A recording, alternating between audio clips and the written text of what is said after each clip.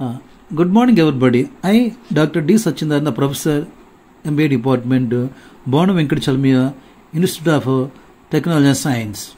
My topic is Enterprise Resource Planning, ERP, a process by which a company or manufacturer manages and integrates the important parts of the business. The entrepreneur source of planning, management, and information system integrates such as planning, purchasing, inventory, sales, marketing, finance, and human resource, etc. Enterprise resource planning is most frequently used in the context of software as a methodology has become more popular.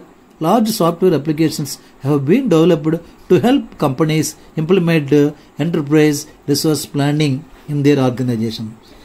Think of ERP as the glue and binds of different computer systems for a large organization. Typically, each department would have their own system optimized for the division of particular tasks. With enterprise resource planning, each department still has their own system, but they can communicate and share information easier with the rest of the company. Benefits of enterprise resource planning system: cost reduction, productivity improvement, quality improvement, customer service improvement, better resource management.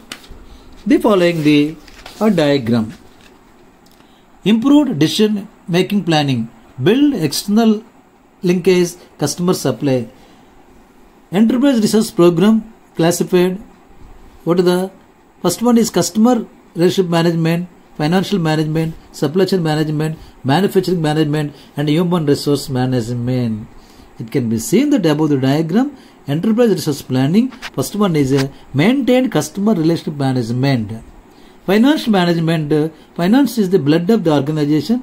Finance is very much needed in the organization. Every entrepreneur with their own money, if it is, continue.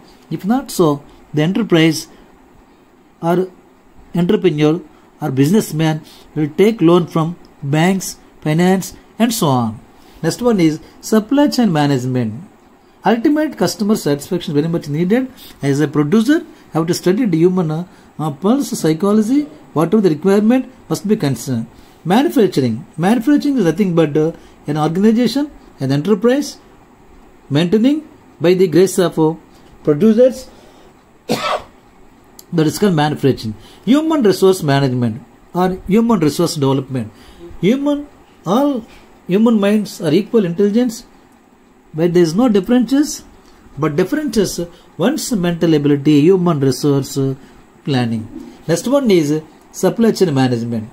Supply chain management spans all movement and storage of raw material, work in process, inventory, and finished goods from point of origin to the point of consumption. That is called supply chain management.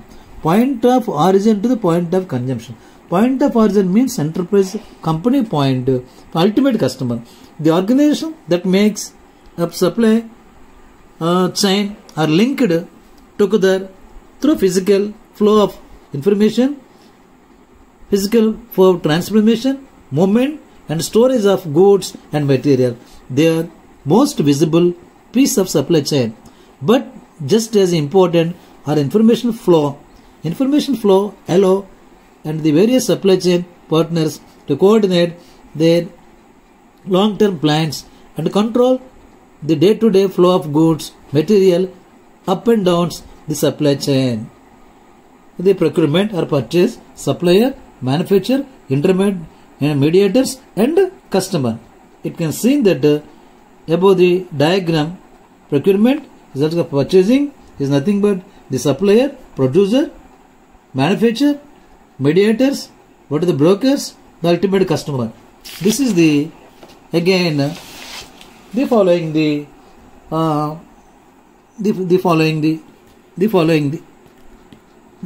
where your suppliers, how will be procure raw material and computers. Manufacturing, there will be located the factory for manufacturing methodology. Finished goods.